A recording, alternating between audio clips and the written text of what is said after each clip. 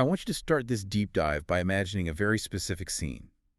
Just put yourself squarely in the 7th century. Right. We really need to set the stage here. Exactly. So picture the geopolitical map of the world as it existed back then. Over in the east, you have the Sassanid Persian Empire. Which was, I mean, just an absolute juggernaut of a civilization. Oh, totally. We are talking about a society with thousands of years of continuous imperial history. Yeah. Just immense, unfathomable wealth. And a military structured around these heavily armored cataphract cavalry. They had towering architecture and complex bureaucracies. Yeah, and a deeply entrenched, really rigid class system. So they're the undisputed masters of the East. Now, shift your gaze westward. Right, to the Byzantine Roman Empire. Exactly. Another massive, highly organized superpower. I mean, they possess centuries of refined military doctrine, impenetrable stone fortresses, vast agricultural resources. And, a sprawling administrative state. For all intents and purposes, these two empires are the immovable objects of antiquity. They really are. And it's vital to understand that they didn't just hold physical territory, right? Yeah, they held a psychological monopoly. They completely dictated how humanity understood its relationship to power, to nature, and, well, to the divine. Which makes the next part of this geopolitical map so fascinating. If you look at the arid, barren stretch of desert between and south of these two titans, you find a completely different reality. A very harsh reality. Right. Picture a loosely connected, resource-starved population of desert dwellers. They have no standing professional army. No grand fortifications, no intricate siege engines. And absolutely no history of global conquest. Now, I want you to imagine that tiny, fractured group suddenly rising up and within an impossibly short historical time frame, just completely toppling both of those global superpowers. It really was the blink of an eye, historically speaking. It's insane. And they don't just defeat them in a few skirmishes. They utterly dismantle their imperial structures. How on earth does that happen? Was it just, an unbelievable stroke of luck? Right, or like a sudden collapse of immune systems in the empires. Well, according to the source material we are unpacking today, it was none of those things. It was a radical, revolutionary shift in human psychology. Yeah, and the historical record of this expansion is undeniable. I mean, it remains one of the most stunning military, cultural, and political phenomena in human history. But the underlying mechanics of that success are what we are analyzing in this deep dive. Exactly. Our source material today is a highly detailed scholarly lecture that analyzes Chapter 9, verse 80 of the Quran, specifically Surah At-Tawbah. But the author doesn't approach this as a standard theological lecture, do they? Not at all. Instead, he uses this text to explore linguistic history, the intricate psychology of human hypocrisy, and what he defines as the birth of a genuine scientific attitude. A scientific attitude. Okay, so our mission here is to uncover how this specific psychological framework allowed a marginalized society to achieve the seemingly impossible. And conversely, we're going to look at how the subtle, almost imperceptible mistranslation of just a few keywords later completely shifted that exact same civilization. Shifted them from a scientific, proactive powerhouse into a society completely paralyzed by fatalism. Right. It's a massive shift. The premise is just incredibly compelling because it frames language not just as a method of communication, but as the literal operating system of a culture. Oh, absolutely. It dictates the boundaries of what a society can and cannot achieve. So to truly understand this operating system, we have to look at the exact moment this scientific attitude was introduced. Yeah. Right, and how it contrasted with the world around it. Because the source material argues that the success of the early Muslims wasn't about divine magic. It was about adopting a fundamental law of reality. Okay, so break that down for us. What is this core thesis? Well, the lecture proposes that the Quran introduced these people to a revolutionary framework built entirely on the unbreakable law of cause and effect. Cause and effect. Yeah. The author distills this into a beautifully simple, unyielding formula. If you do this, then this will happen. Always. If, then, always. Right.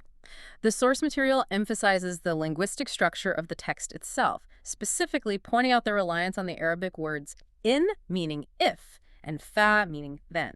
So the argument is that the text is built entirely on this conditional logic. Exactly. If you take a specific, calculated action in the physical or social world, a specific, predictable reaction will follow. There are no exceptions to this rule. Wow. So the universe operates on a strictly defined set of natural laws, and these laws do not bend to accommodate human desires. That's the crux of it, yeah. So it is essentially the scientific method applied not just to chemistry or physics, but to human behavior, to sociology, and to history. That's a great way to put it. It's like a programmer writing a strict if-then statement into the code of reality. It completely removes the randomness or, the magical thinking from the universe. It does. I mean, think about it like this. If I drop a glass on a stone floor, it shatters. The universe doesn't shatter the glass because it's angry with me. Right. And it won't keep the glass intact just because I prayed really hard while I was dropping it. It shatters because of the gravitational pull and the structural fragility of the glass. That analogy captures the essence perfectly. It removes the capriciousness of the cosmos. Exactly. True science is predicated on the absolute confidence that the laws of nature are constant and impartial. Like when engineers send a probe to Mars, they do so with the bedrock assumption that the laws of orbital mechanics aren't going to suddenly change halfway through the journey. Right. The thrust, the trajectory, the gravitational pull of the planets, they will behave exactly as they always do.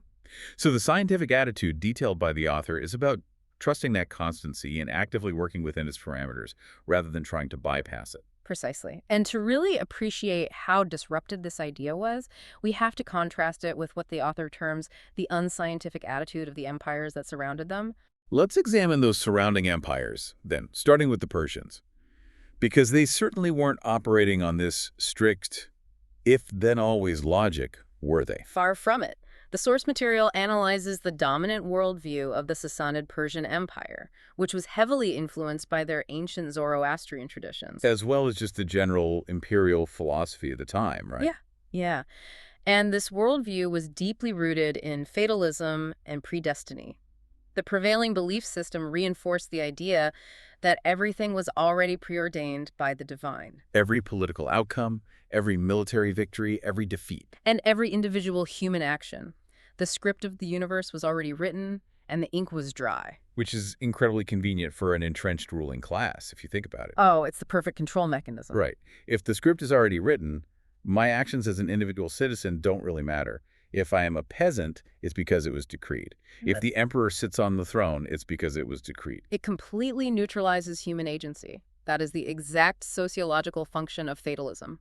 And it's what the author terms the most unscientific attitude. Exactly. Because if a society truly internalizes the belief that every single event is settled beforehand by a divine decree, human agency is rendered totally meaningless. You are merely an actor reciting lines in a play you have no control over. Right.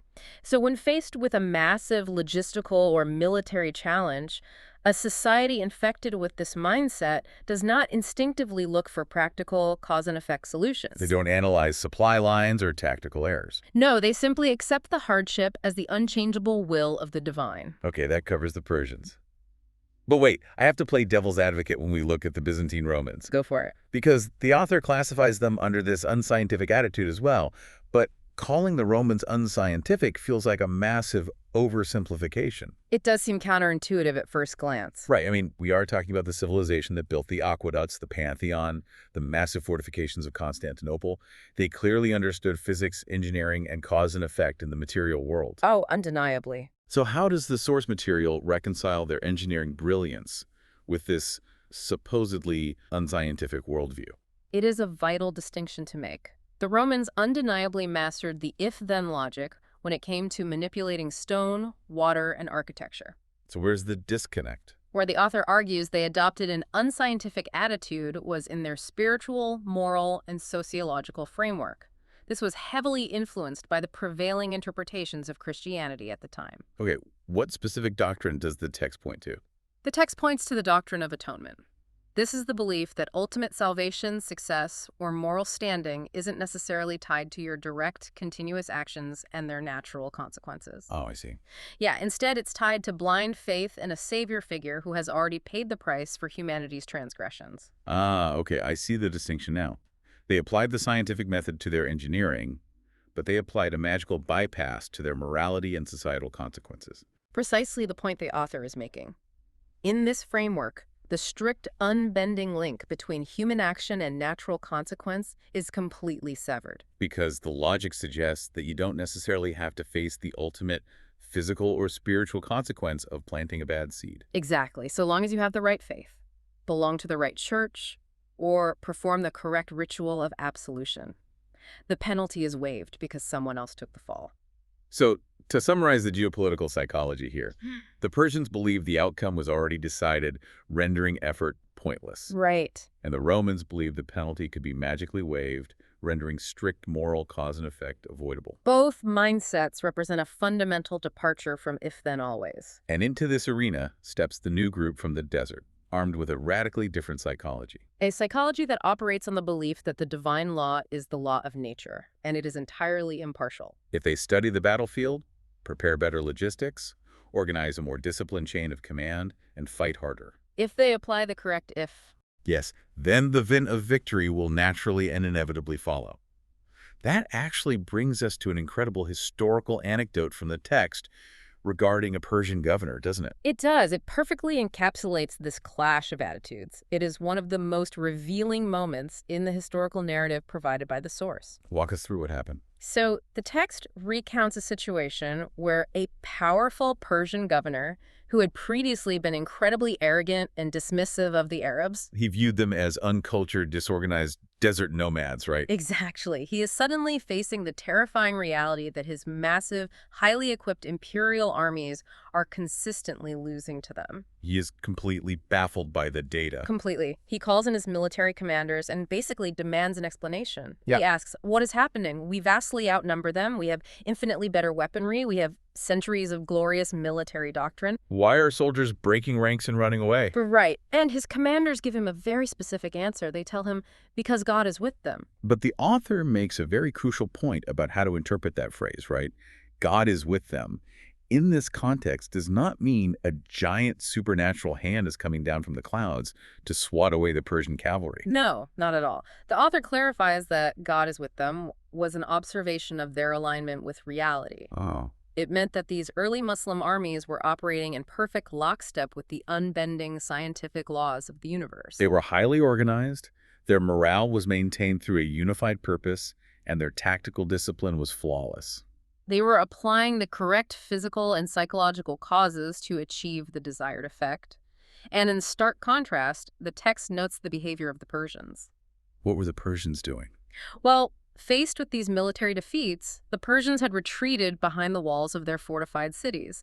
But instead of analyzing their tactical failures, they were literally reciting incantations. Wait, seriously? Yeah, they were reading from holy books and expecting magical divine protection to manifest and save them from a physical army. The visual contrast there is just staggering. You have the Persians sitting in a room thinking, if we just read this specific prayer 1,000 times, the fabric of the universe will bend, the arrows will bounce off our walls, and the enemy will simply vanish. And outside the walls, the opposing force is saying, if we build a superior siege engine, secure the high ground, and cut off your water supply lines, you will starve and surrender. Cause and effect. Exactly. The Persian governor realizes with a profound and terrifying clarity the fatal flaw of his civilization. You cannot fight a people who have aligned themselves with the hard math of reality while you are hiding behind a veil of magic. The author stresses that this is the exact moment the scientific attitude triumphed over the unscientific attitude. It was not merely a military victory won by superior swords, it was a psychological victory. The civilization that respected the absolute impartiality of the universe's laws systematically dismantled the civilizations that expected the universe to grant them special favors. So if this strict adherence to natural law was their ultimate advantage, if it functioned essentially as an ancient superpower, what happened? That's the million-dollar question. Because when you look at the trajectory of history post-7th century, that rigid scientific adherence clearly starts to fracture. Where did the system break down? Well, the source material details a fascinating process where the influence of those conquered empires subtly seeped into the language and translations of the Quran, fundamentally altering its meaning. It reads almost like a linguistic conspiracy. It really does. The author presents a brilliant piece of historical and linguistic detective work here. The argument is that when the early Muslim empire expanded at lightning speed and absorbed the massive Persian and Byzantine populations, those millions of newly incorporated citizens didn't simply abandon their ancient mindsets overnight. Of course not. The psychological inertia of centuries of fatalism and reliance on magical atonement was immense. Slowly, over generations, that old psychology began to subtly infect the new system. And the primary vehicle for this infection, as the author points out, was language. Language. Specifically, the translation, interpretation, and subsequent dilution of key Arabic words. Exactly. The idea of language functioning as a Trojan horse is fascinating.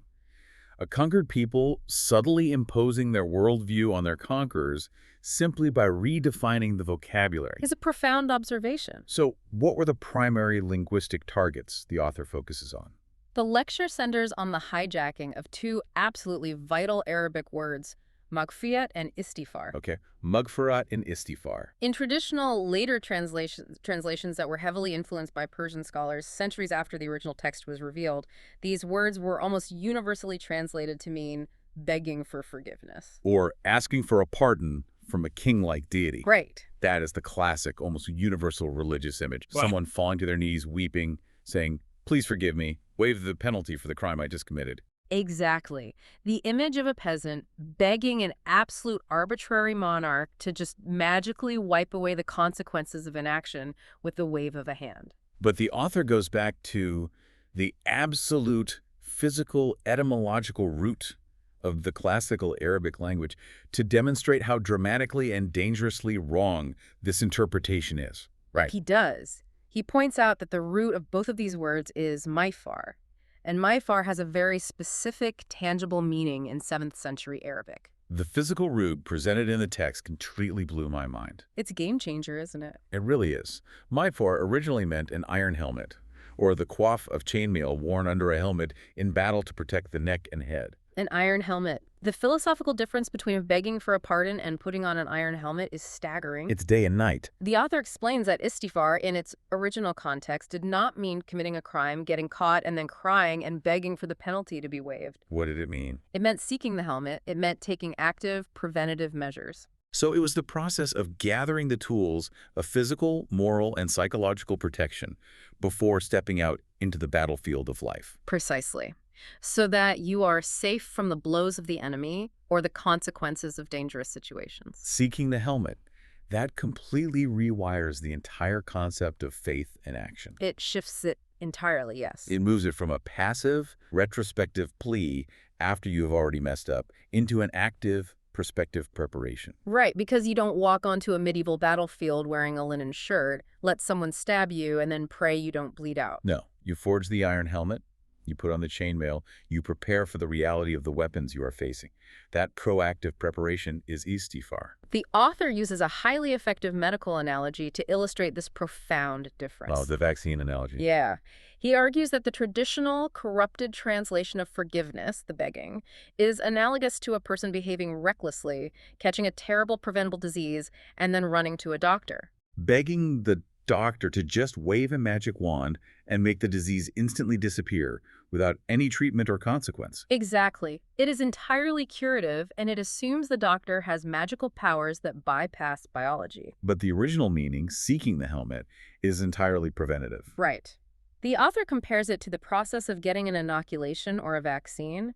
When you get a vaccine, you are actively building up your body's resistance. You are taking a proactive, scientifically sound step so that when you inevitably encounter the virus in the environment, your immune system is already prepared to fight it off. You aren't begging the virus not to hurt you. You have built the internal strength and the biological armor to repel it. That is what Maghfirat was supposed to mean, seeking the psychological, spiritual, and social inoculation against the harmful consequences of bad actions and chaotic environments. Exactly. This is such a crucial distinction for anyone listening to this deep dive to apply to their own lives. Think about how you approach your own modern challenges. It's very applicable. When you are facing a massive, stressful situation, maybe a financial crisis or a major project at work, are you hoping for a magic pardon? Right. Are you thinking, oh, I hope my boss just forgets that I missed that critical deadline? Or, I hope my bank account magically balances itself? Mm-hmm.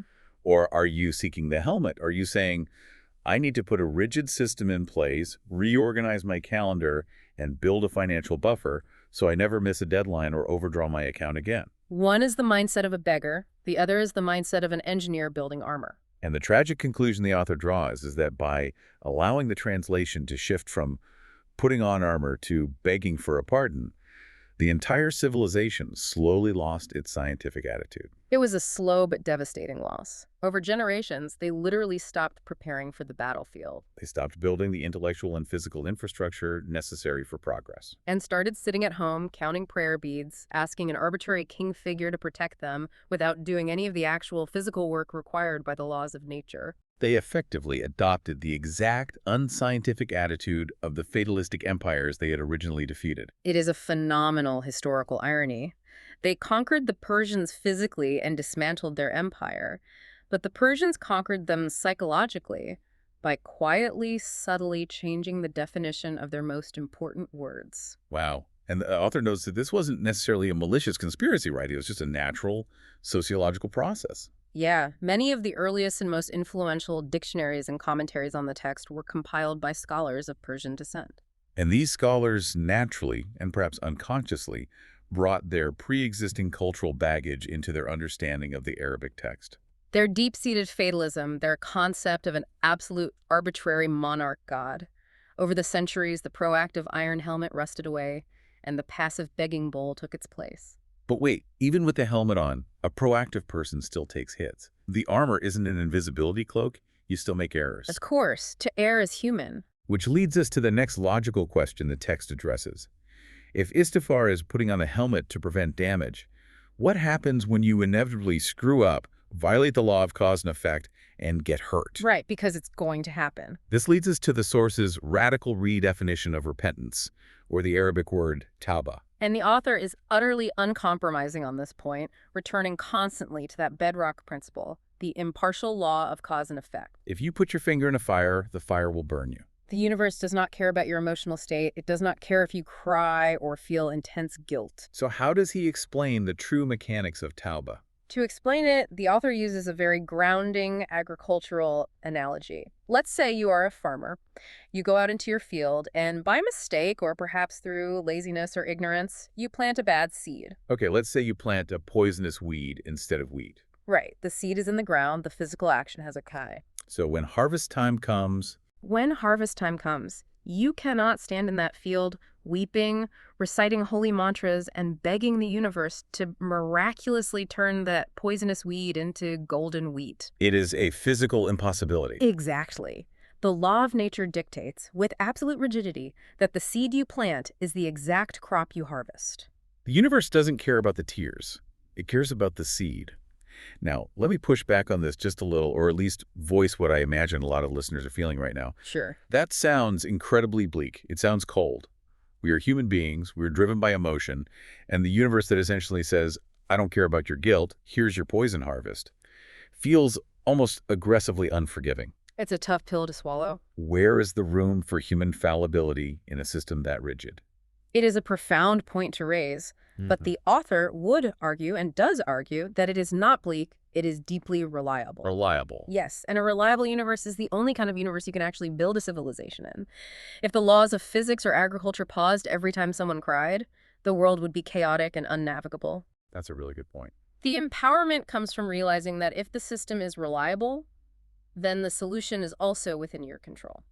So what is the solution if begging doesn't work? The author introduces the scientific laboratory analogy to explain the true, active meaning of Tauba. Okay, because the traditional corrupted translation of Tauba is simply repentance, right? Feeling guilty and asking for forgiveness. Exactly.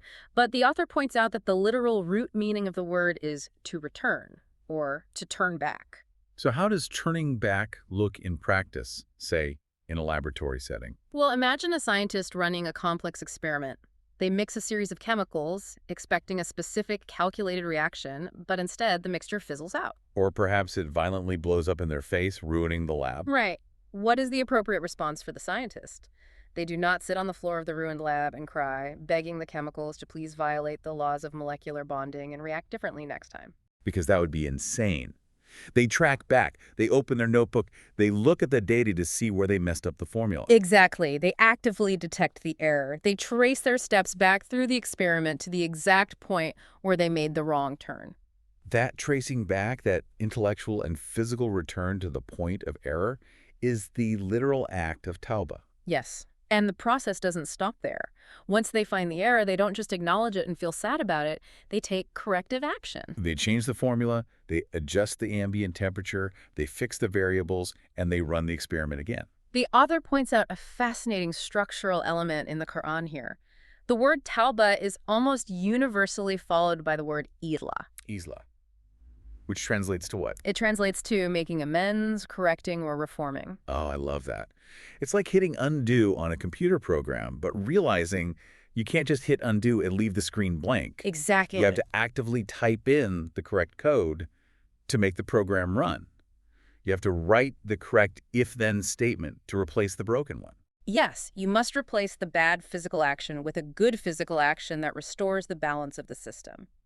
Returning to the agricultural analogy, if you planted a bad seed, Tauba isn't crying over the weeds when they sprout. No, Tauba is the realization of your mistake. Physically turning back to the tool shed, getting the correct seed, walking back into the field, pulling up the poisonous weeds by the roots, and planting the wheat. The author heavily emphasizes the strict impartiality of this entire system. It is a system that simply does not accept bribes, emotional recommendations, or intercession. Impartiality is the key word here. Because that is precisely where our human emotions usually get in the way, isn't it? We desperately want the rules to bend for us, or even more strongly, we want them to bend for the people we love. We do. It is human nature to seek exceptions. But the author is unequivocally clear. The law of cause and effect is entirely blind to status. If you put your finger in a fire, it will burn. It absolutely does not matter if you are an impoverished peasant, a wealthy king, a revered holy man, or if you have a letter of recommendation from the most powerful person on earth. The fire does not read resumes. No, it doesn't. It does not care about your intentions. The pain you feel is not a punishment from a vindictive king who is angry at your disobedience. It is simply the natural, inevitable consequence of violating the physical law of heat transfer. The pain is the natural consequence, not a punishment from a vindictive king. That completely shifts the paradigm of suffering. It strips away the victim mentality that so many of us fall into. You aren't being specifically targeted by a cruel universe. You just ran headfirst into a wall that was always there, operating exactly as a wall should. So to alleviate the pain, you don't need to offer sacrifices to appease the wall. You just need to alter your trajectory and stop running into it. That realization is the very essence of the scientific attitude applied to human behavior. It demands a level of radical personal responsibility that many find uncomfortable. It dictates that absolutely no one can fix the formula for you. You must go back into the lab yourself. But let's take this to the absolute extreme. We're talking about individual accountability, Right. but what are the extremes of human behavior? What happens when a system is actively being sabotaged from within? This is where the text gets really intense. Yeah, the author of this lecture takes this philosophy to its ultimate stress test to prove just how unbending this law is. He asks, can a prophet, the most revered, spiritually elevated figure in the entire religion, bypass this law of cause and effect for someone else? And this is where we finally dive deep into the specific text that triggered this whole lecture, chapter 9, verse 80. Give us the historical context here. Who are the hypocrites and what is the situation in Medina? The context is essential for understanding the gravity of the verse. The setting is the city of Medina, where the early Muslims have recently established their fledgling community and state. But within this newly formed society, there is a dangerous faction known as the Munafiqeen, or the hypocrites. They are led by a prominent and cunning figure named Abdullah bin Ubay. Now, the author makes it clear that these aren't just ordinary people who occasionally stumble or make honest mistakes, right? Right, they are described as a highly organized, malicious group actively working to undermine the new system from the inside out. They are conspiring with external enemies, they are spreading devastating rumors to destroy morale, and they are actively attempting to tear apart the social fabric of the community. They are essentially a fifth column, a sleeper cell operating purely on sabotage and subversion. And the psychological profile the author builds of these hypocrites is deeply revealing. It is. He states that their defining fatal characteristic is extreme, unyielding arrogance. They systematically refuse to admit their errors. They are entirely too proud to perform Tauba, to turn back, acknowledge their flawed behavioral formula, and take the necessary corrective action. The Ayah. They operate under the delusion that they are above the natural laws of consequence. So they are constantly, intentionally planting poison seeds in the community, but arrogantly demanding that everyone treat them as if they are planting wheat. They expect the harvest of good citizens while doing the work of traitors. Yes. Now, the prophet, acting as the leader of this community, is naturally deeply compassionate. He feels a profound sense of sorrow for the destructive path these people have chosen. He desperately wants to save them from the inevitable, disastrous consequences of their own actions. And this is the exact moment the incredible verse, chapter 9, verse 80, is revealed. What does the verse say? The verse delivers a stark, uncompromising message to the prophet. It essentially tells him, it does not matter what you do. Even if you ask for their protection or forgiveness 70 times, it will absolutely not be granted. I am familiar with the linguistic quirk here, where the number 70 in classical Arabic is an idiom. It doesn't mean exactly 70, like a literal countdown where the 71st try might be the charm. Right, it implies infinity. But the philosophical weight of applying that idiom to a prophet is what is truly striking here. The idiom is key, yes. It means an infinite or countless number of times, much like saying, I've told you 1,000,000 times in modern English. But you are right to focus on the philosophical weight. The verse is making a definitive statement about the architecture of reality. It is saying, you, even as a prophet, could ask an infinite number of times for all of eternity, and the law of cause and effect still will not bend. The universe will look at the prophet and say no. That is the ultimate, undeniable proof of the scientific attitude within this text. There are absolutely no exemptions. The author is using this verse to completely dismantle the concept of intercession, isn't he? He is. The very popular religious idea that a holy figure, a saint, or a savior can step in and magically wipe your slate clean, shielding you from the consequences of your actions just because they asked nicely. The author states firmly that intercession of this kind violates the fundamental laws of nature. It violates the physics of morality. If a person jumps off a 10-story building, it does not matter if a vastly superior, deeply holy person is standing on the ground fervently praying for the law of gravity to be suspended. The prayer will not stop the falling person from hitting the pavement. And the author provides a profoundly moving, almost visceral analogy to drive this concept home, doesn't he? He asks us to imagine a mother caring for a terribly sick child. Okay, let's look at the sick child analogy. Imagine this mother. She loves her child more than her own existence. She is sitting vigil by the bed, weeping, her heart entirely shattered by the child's suffering. She is willing to do anything, absolutely anything, to save her child. She would gladly, without a second thought, take the disease into her own body if it meant her child could live and be healthy. That is the true depth of human compassion, which mirrors the prophet's deep compassion for his broken community. But she cannot physically drink the medicine for the child. She cannot, the author states clearly. The mother can cry an ocean of tears, she can pray unceasingly, she can offer her own life in exchange, but she cannot drink the bitter, curative medicine on behalf of the child and expect the child's biology to improve. Wow. The law of biology, the strict law of cause and effect, dictates that the physical body harboring the illness must be the physical body that ingests and processes the medicine. Absolutely no one can carry another person's physical or spiritual burden. No one can digest your food to give you nutrients, and no one can swallow your medicine to cure your disease. Let me play devil's advocate for a second here, because this is where the philosophy gets incredibly challenging. Okay. Doesn't this risk breeding a hyper-individualistic, almost cold society? If a core tenet of community building is carrying each other's burdens, doesn't this impartial lab philosophy give people an excuse to just look at someone who is struggling, shrug, and say, sorry, you planted the bad seed, you drink your own bitter medicine, I can't help you? Where does compassion fit into this rigid scientific attitude? Exactly. That is a phenomenal question, and it addresses the very boundary between human empathy and natural law. The author would clarify that true compassion is not attempting to violate the laws of nature for someone else, because that is impossible. So what is true compassion in this framework? True compassion is building the hospital.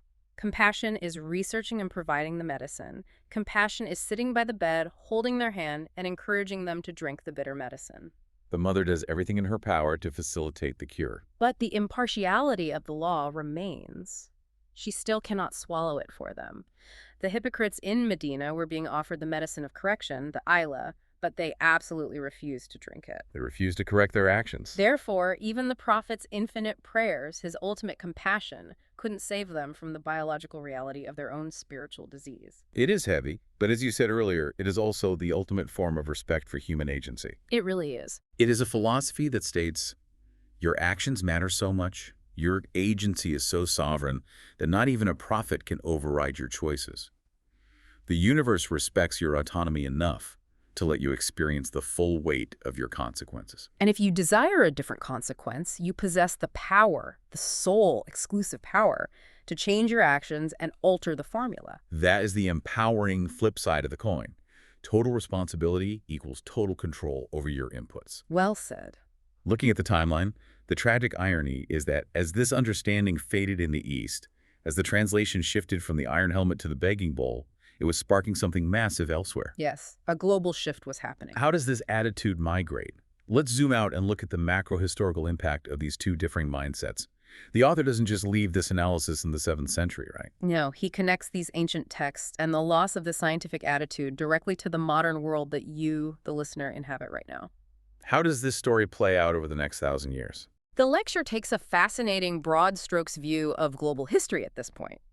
The author argues that while the Muslim world was slowly, linguistically losing its scientific attitude, Trading in the proactive iron helmet of Istighfar for the passive begging bowl of corrupted Tauba. exactly, the exact opposite process was beginning to ignite in Europe. Europe, which for centuries had been locked in the Dark Ages, heavily influenced by that very unscientific attitude of magical atonement and fatalism we discussed earlier regarding the Romans. Precisely. The author points to the massive paradigm shifts of the European awakening.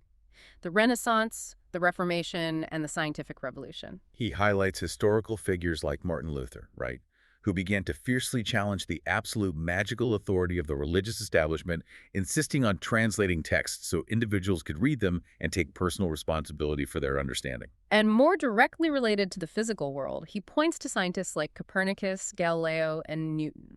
The thinkers who started looking up at the sky and realizing the universe operates on strict mathematical, predictable laws. They started finding the if-then-always statements written into the stars. Yes.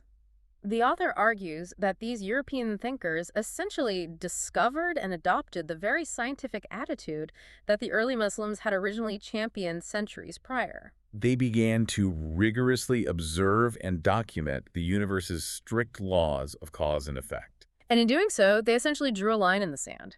They told the old religious establishment of Europe, keep your concept of magical forgiveness, your arbitrary miracles, and your waiving of penalties inside the four walls of the church. Because when we step outside those doors, we're going to study the actual unbending laws of life, physics, and reality. They started looking for the formulas, they stopped begging the crops to grow through prayer alone, and started studying soil chemistry, crop rotation, and meteorology. They put on the iron helmet. And the author explicitly concludes that this adopted scientific attitude is the foundational secret to Western progress, technological advancement, and global dominance over the last few centuries. They fully embraced the if-then-always reality.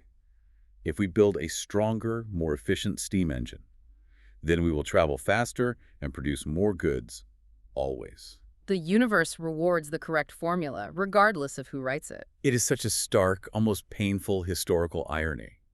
The civilization that originally exploded out of the desert by introducing the scientific attitude to the world, the ones who shattered the massive fatalistic empires of antiquity. They ended up slowly internalizing and adopting the exact mindset of the people they defeated. They traded their iron helmets for prayer beads, expecting the universe to bend to their wishes without doing the hard, physical work of the laboratory. Meanwhile, the West picked up the discarded helmet, walked into the lab, and started running the experiments. It is what we might call the tragedy of reversal. The author notes that any society that relies on begging, whether it is begging a deity for magical protection from natural consequences or begging other nations for economic charity and technological handouts, inevitably loses its structural integrity.